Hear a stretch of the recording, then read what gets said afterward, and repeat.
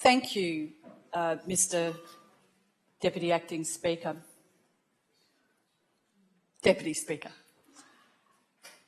The fact that this integrity bill has been gagged by the Miles Labor government says everything about this Labor government's lack of commitment to integrity. Labor has contempt for Parliament and for scrutiny of legislation. We've seen this repeatedly, and today is another case in point. With a standing gag they move at the beginning of the week. Member for Callide, Member for Bundaberg, stop your quarrelling. Where the amount of time you have to address serious and significant legislation is cut into by some of the silly games that get played by a leader of government business and other ministers, as we saw earlier today, cutting into other legislation and debate, all for their own political gain. Meanwhile, important legislation that should have full scrutiny and the opportunity not only to see the legislation that's been before the Parliamentary Committee and in public submissions and consultation, but to also review the amendments. And I thank the Attorney-General for tabling the amendments, which I understand were circulated after lunch today, and we will look forward to examining those further and take on board her advice. They weren't here before lunch when we were sitting in the chamber, so maybe they weren't circulated to everyone, Attorney-General. I was sitting here right through. They were not circulated to myself as the Shadow Minister sitting here in the chamber in this seat. So I'm just saying it, that the lack of appropriate scrutiny of the amendments is something that goes hand in hand with the way that this government also has cut into the debate on this piece of legislation. So Labor does have contempt for scrutiny of legislation and parliamentary processes. And 2024 is looking a lot the same as 2023 under this so-called new Premier, the former Deputy Premier and long-term Labor Minister. Nothing's changed. They've learned nothing. Just this morning, case in point, where we had the Premier making claims about police numbers, as if somehow they'd fixed police numbers, and he didn't come clean with this parliament about the fact that there are about 322 fewer full-time equivalent police than this time last year. A dramatic reduction in operational police. Member for Maroochydore, just hold on for a minute. Member for Logan, what is your point of order? I waited 3 minutes, but we've yet to mention the integrity and other legislation bill and seem to be going on yet another tangent. Thank you, Member for Logan. I imagine you're making a point of order about relevance. Thank you. Member for Maroochydore. I'm more than happy, Mr Deputy Speaker, to talk about how integrity matters in this legislation and the culture of this government relate directly to all the crises of this government, to the failure with the youth crime crisis, to the failure with the housing crisis where a record number of people are living in tents. These are service delivery failures directly connected to the integrity failures of this government who wants to gag me as well. Maroochydore. Just before I take the point of order, members to my right, member for Miller, member for Bundaberg, member for Stretton, I'll hear the point of order in silence, please. Minister for Justice. Thank you so much, and I take personal offence at the member, the statement that she just made. That's not the point of order I rose for, but I ask that she withdraw, and then I'll deal with my point of order. Member for Maroochydore. I withdraw. Thank you, Minister. Thank you, Deputy Speaker. My point of order is relevance. You cannot take one word, being the word integrity, and suddenly apply that to everything else outside of the bill. The member should be brought back to the bill. Thank you, Minister. Member for Maroochydore, I'd ask you to be relevant to the bill. Entirely, Mr Deputy Speaker. And this is going to infuriate Labor ministers who do not want to talk about their integrity record as part of an integrity piece of legislation that came about due to an integrity inferno, a series of crises, all related to the integrity failures and pillars of administration that were broken under this Labor government. They may not want to talk about it, they may want a gag placed on revealing the integrity crises that are directly related to the issues that sparked the Coldrake review. And I will unpack that because it is entirely relevant to this legislation. This government wants to wipe out Labor's history that their ministers have all been part of, including this so-called new Premier, who's just the old Deputy Premier recycled. This morning, also, the government moved the motion to extend rules to publish shadow ministers' diaries, along with assistant ministers, which is fine, but then blocked the motion to extend it to committee chairs, we didn't want to extend it to ethics and PCCC, but to portfolio chairs. They blocked that, and once again, this goes to the issue of integrity, scrutiny and accountability, with government ministers, former ministers, such as the member for Miller, now a chair of one of the portfolio committees, who can continue meeting with their lobbyist mates, but that's all secret. According to this Labor government, that's okay, that's blocked. There's no right to know because they don't want you to know. They've learned nothing. The integrity crisis under this government continues to burn, and this legislation fails to fix the failures that set the fire alight, particularly those significant damning cultural issues that have been outlined. The culture and chaos and crisis that have been hallmarks of this 9-year-old government are the same.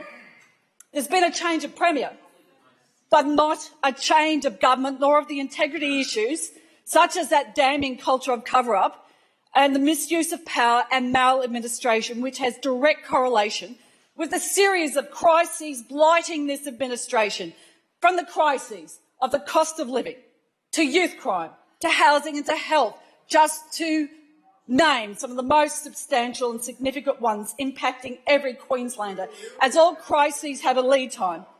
And in Queensland's case, Point of order. They've all taken root. Member for Maroochydore, if you could just pause for a moment.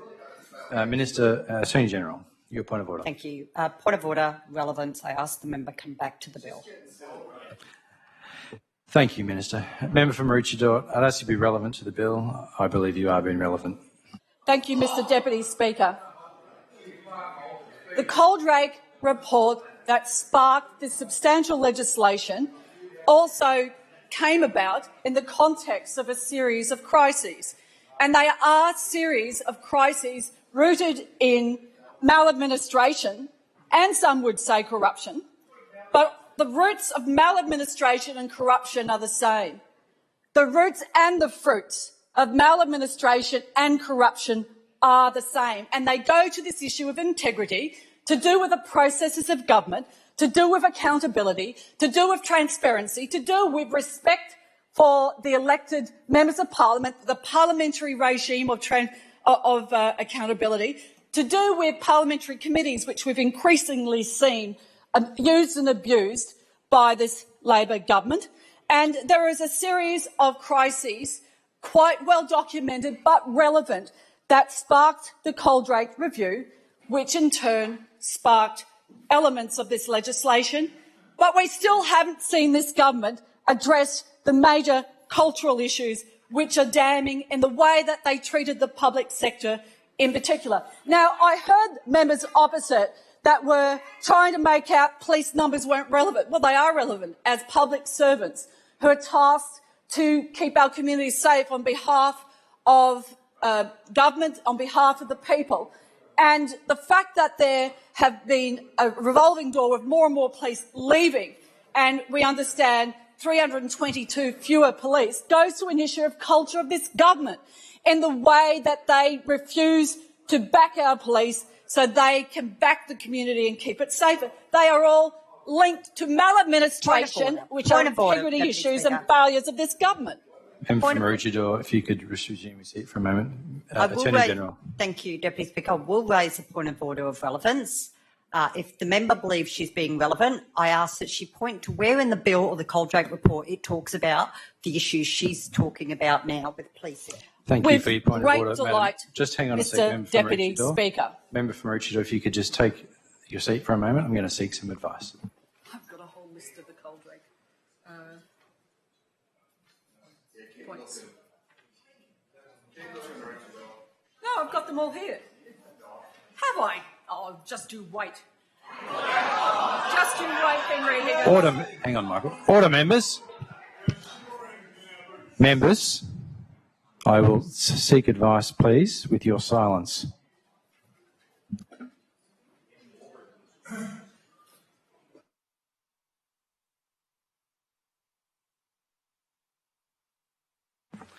Member for Maroochydore, there are particular purposes for the bill. The Coldrake review obviously is relevant to the bill as well. I'd ask you to remain relevant to those purposes and the genesis of those purposes in this bill. Thank you very much. I am more than happy to list out a number of the damning quotes from Coldrake, and I have them here. And they followed a series of crises that this government was mired in. But it seems that this Labor members don't want to talk about what sparked the Coldrake Review of Culture and Accountability in the Queensland public sector, both the interim report and the final report, which informs this legislation. And I will be examining those issues further, but the context of how this significant report came about is entirely relevant, because it appears, I will quote segments of the Coldrake report about that terrible culture, bullying culture, intimidation, fear in the public service.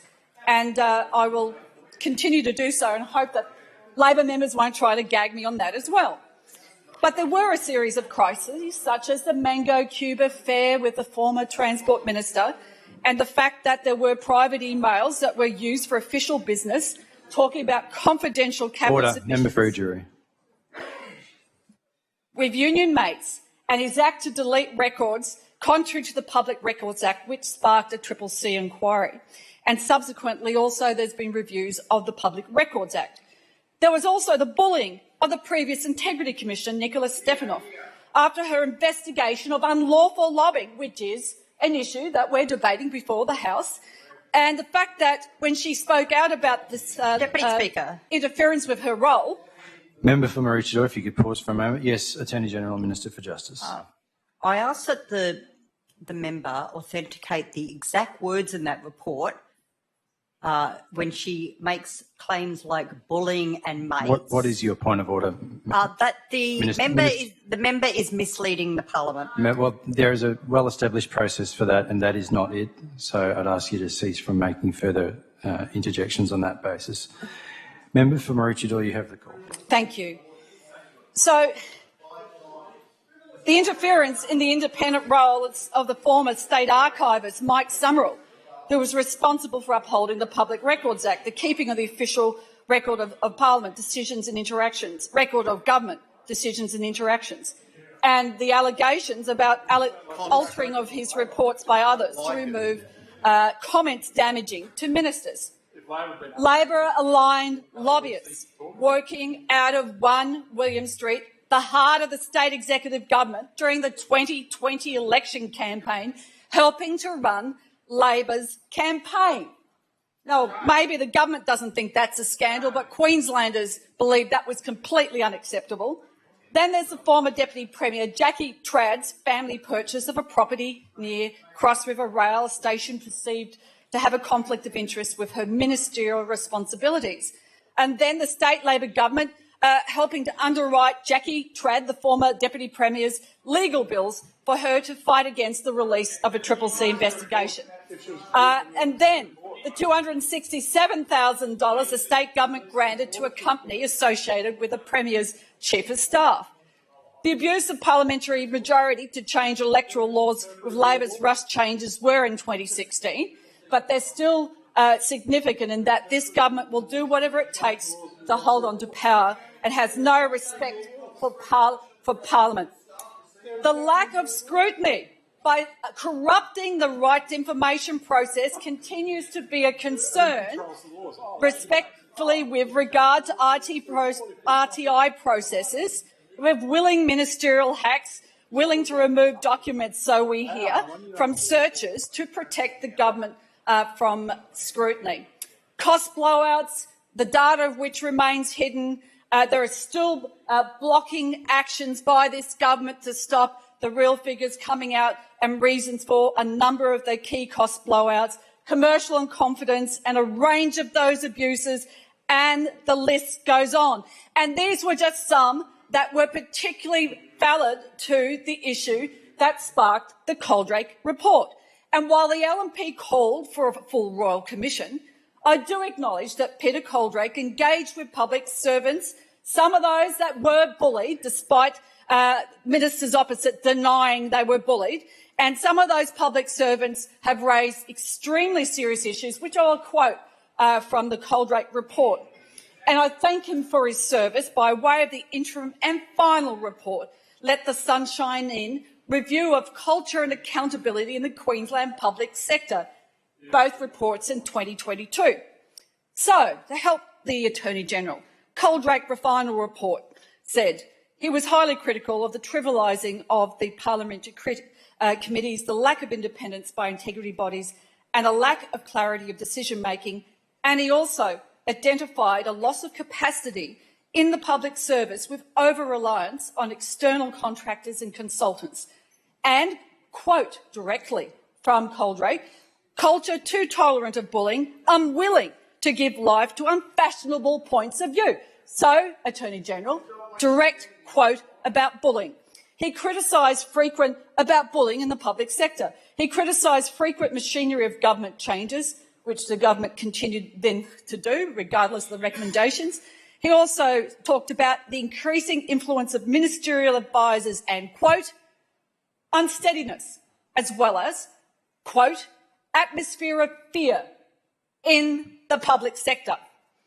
Coaldrake also said how public servants can feel pressured, sometimes by ministerial staff, sometimes by more senior officers, to moderate advice, to, quote, fit with perceived ministerial preference which may or may not be real, or to avoid giving advice on difficult issues in writing.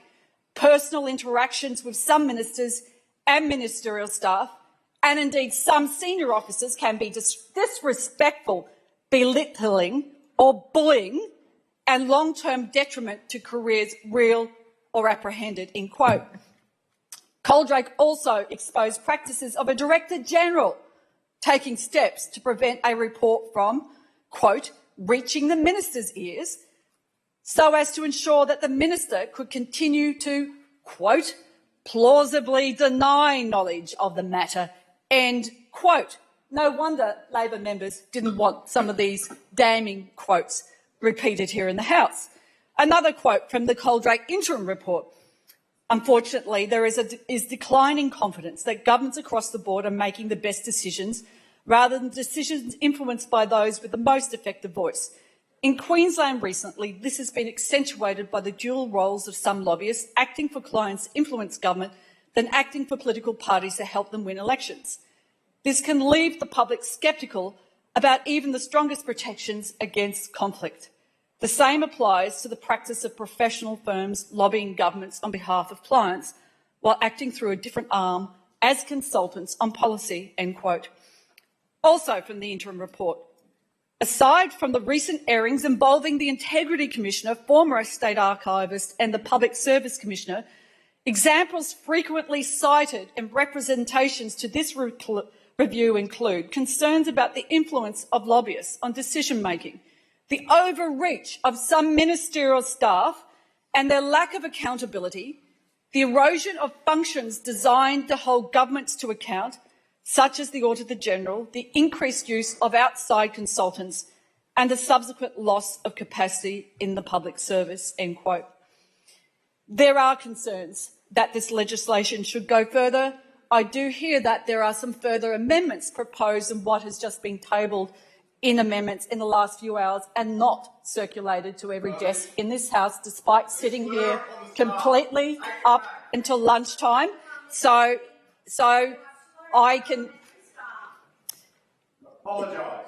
So I believe that Point this of order, government. Mr. Speaker.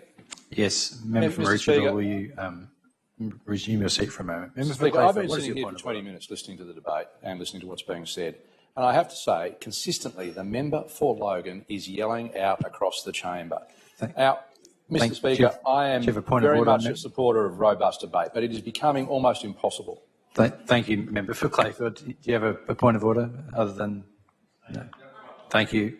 Member for Maroochydore, you have the call, and I will manage the chamber. Member for Clayfield, thank you.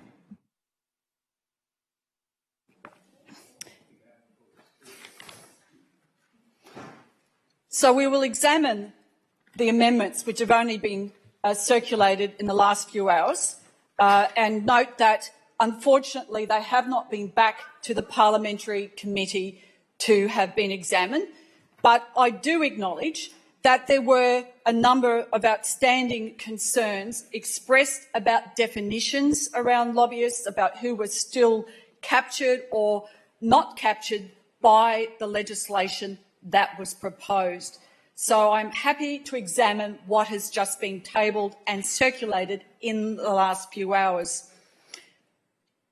We have been critical of the issue of cultural change and the lack of it under this government in respect to its bullying of public servants, many of whom cannot speak publicly without fear.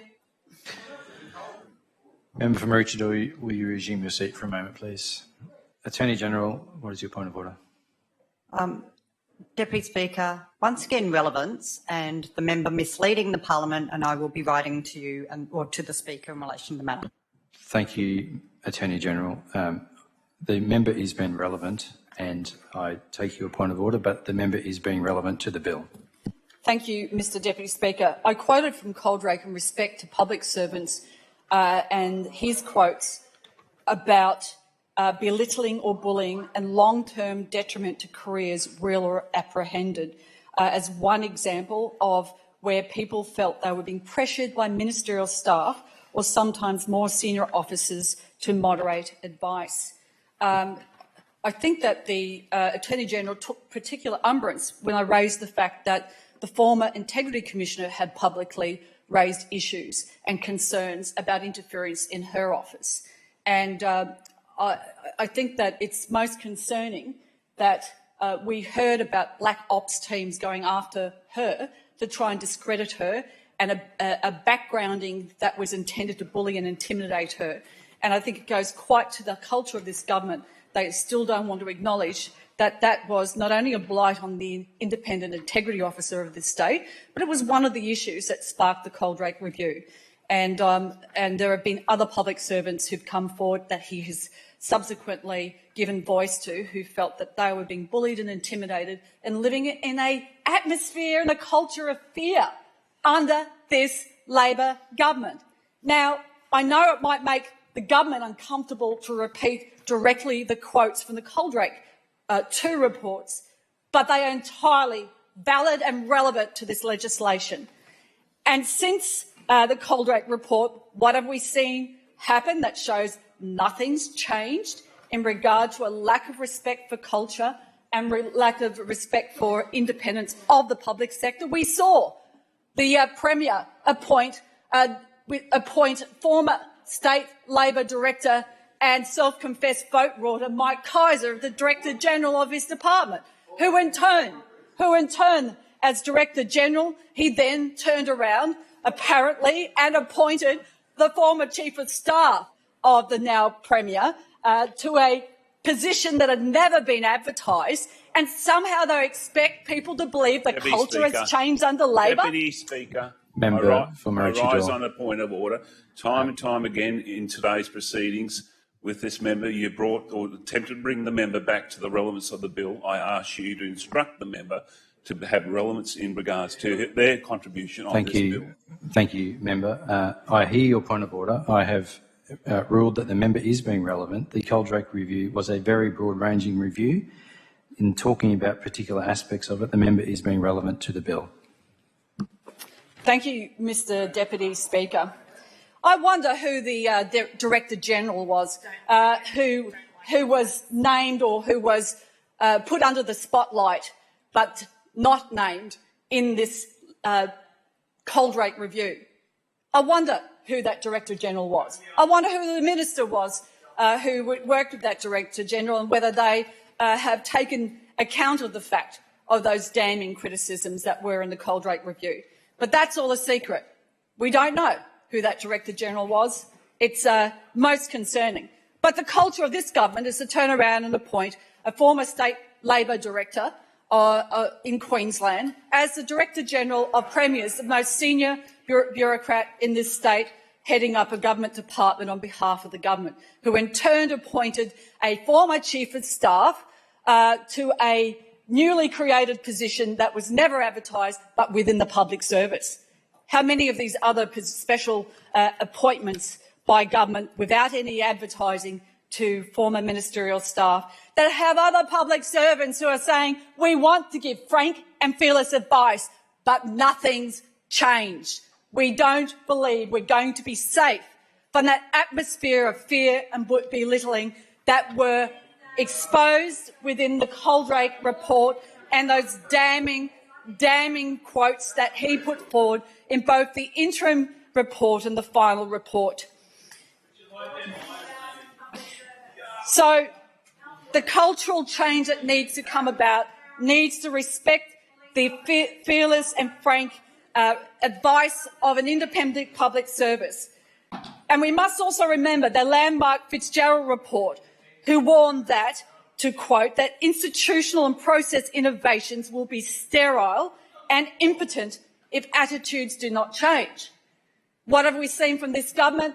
They'll give you a ticker box and say, oh, look, we've done this, and then they do exactly the same things they've been doing all the way along in respect to abuse of process and power and how they act, particularly in regard to the public sector, who wants to know that they can give frank and fearless advice without fear of being penalised for the future of their jobs in this place. So it's a jobs for mates once again with this government. I didn't get a chance to address the fact the outgoing former Premier's DG, Rachel Hunter, was re-engaged to inquire into housing, which was also one of the substantial policy failures of this government, because policy failures in crisis tie to maladministration, which ties to governance and this government, particularly the integrity issues. They are all intertwined, from the Kaiser appointment to jobs for mates and creating public sector non-advertised roles for ministerial staffers, from Rachel Hunter being re-engaged to inquire into housing, the Callide C Power Station and the lack of openness about all the briefings, all the information about what's happened. We've got two choices there. Either a minister who had not a clue, after nearly 1,000 days, was clueless about his role as under the ministerial... Member for Maroochydore, would you resume your seat for a moment, please? Attorney General, what is your point of order? My point of order is relevance. The member has clearly strayed now from the Coldrake report and the bill and the committee report, and I ask that she be brought back. Thank you, Minister. Member, I would ask that you be relevant to the bill and in particular aspects of it. Thank you very much. And to explain what are the elements of integrity that we're supposed to be debating in integrity and other legislation.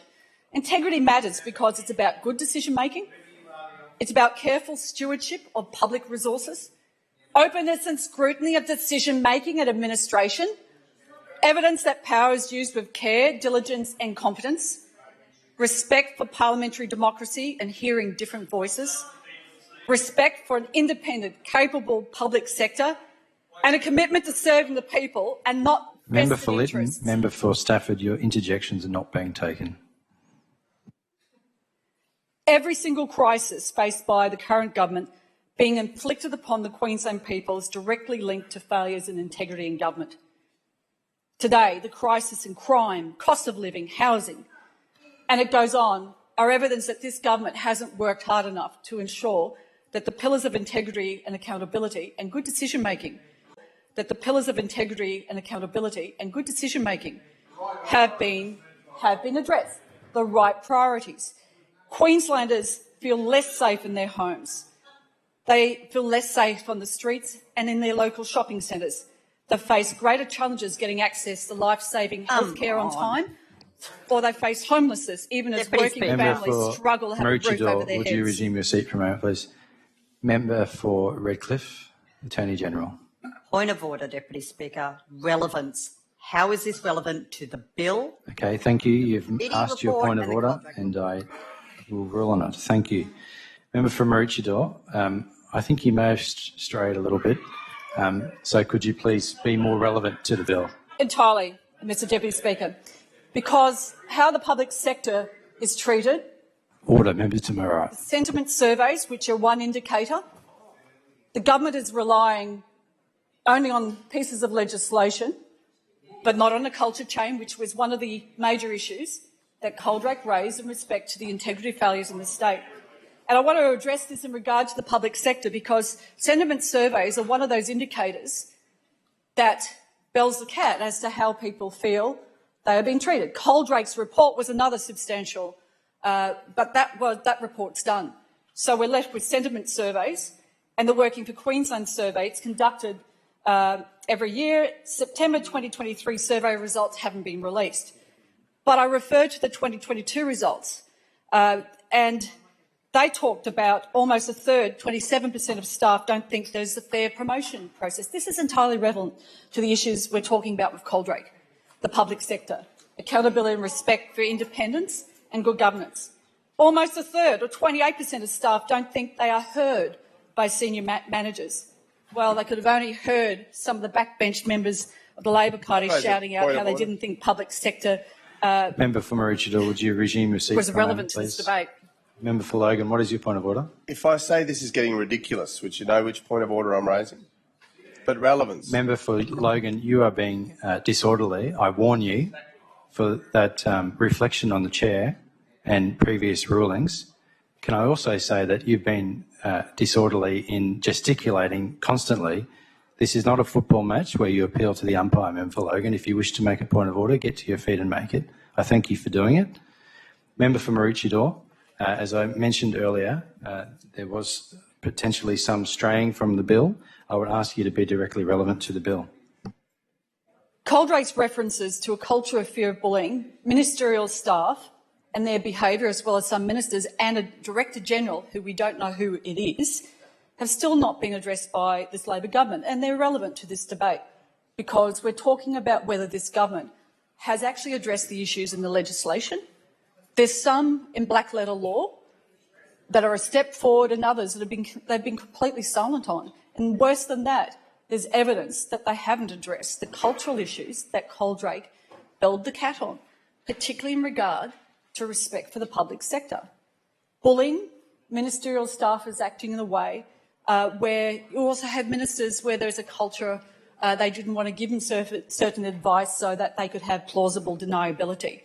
And how are these issues relevant to crises? Well, Callide C might be just one of those, but there is an air of entitlement and Labor's born-to-rule attitude that they can rig the electoral voting system with 18 minutes notice on the floor of the House and get away with it. Or, in respect to legislation, we're seeing soon the changes to cabinet records of a certain edited version brought down, and they'll be released soon after 2 years of waiting for that. We're still waiting to see the detail and the full date of implementation in regard to another key recommendation. And in regard to the Complaints Clearinghouse, and as we know, the Premier's former boss and the Cabinet as a whole, previously they were defending the fact that that also either couldn't be done or could take longer. We still haven't seen an exact date and format for how that's going to be implemented nearly 2 years later. So you can't say they've actually been in a bit of a hurry to do this stuff. It's been very slow. It started with denials. It started with abusing people and background briefing against some of our esteemed independent integrity officers in this state.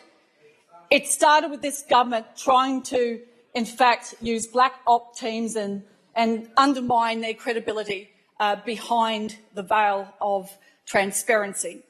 And then finally, they did give the brief to Peter Coldrake to do these 2 reports. The work is not over.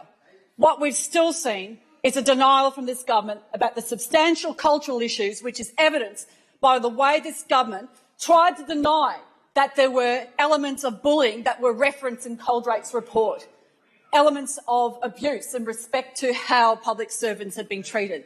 These issues continue to resonate, and I have no confidence.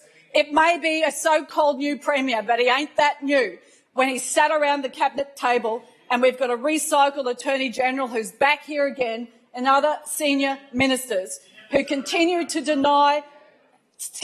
live in denial about the substantial cultural issues that were raised by Coaldrake, while they're giving jobs for mates, creating political appointments for ministerial advisors in the public service, while they're still blocking release of information under ITI, where they're still not publishing in a timely way meaningful indicators around their service delivery until there's an absolute crisis and they have to be seen to take action.